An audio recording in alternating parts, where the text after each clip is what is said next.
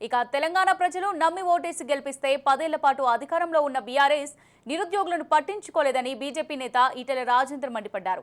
అధికారంలో ఉన్న 10 ఏళ్లలో ఉద్యోగ కల్పనపై దృష్టి పెట్టని బీఆర్ఎస్ ఇప్పుడు అధికారం కోల్పోయిన తర్వాత ఉద్యోగాలు ఎలా ఇస్తుందంటూ ప్రశ్నించారు. పట్టభద్రుల ఎమ్మెల్సీ ఉప ఎన్నికల ప్రచారంలో పాల్గొన్నారు. పట్టభద్రులను చిన్నచూపు చూసిన పార్టీలకు ఈ ఎన్నికల్లో గట్టిగా బుద్ధి చెప్పాలంటూ గ్రాడ్యుయేట్లకు ఆయన పిలుపునిచ్చారు.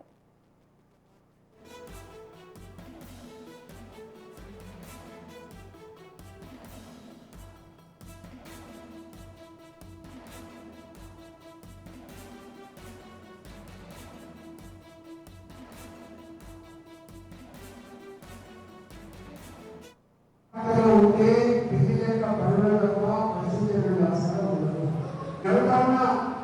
గతంలో కేసీఆర్ ప్రభుత్వం డిఎల్ని కూడా మోసం చేసింది. ఆ పార్టీ అభ్యర్థి ఉన్నాడు. ఇవాళ నాకు ఓటు వేయండి తెలంగాణ ముఖ్యమంత్రిగా ఈ డిఎల్ చెల్లిస్తామని చెప్పి మాటిచ్చిన పార్టీ కాంగ్రెస్ పార్టీ ఆ నిర్ణయించాలని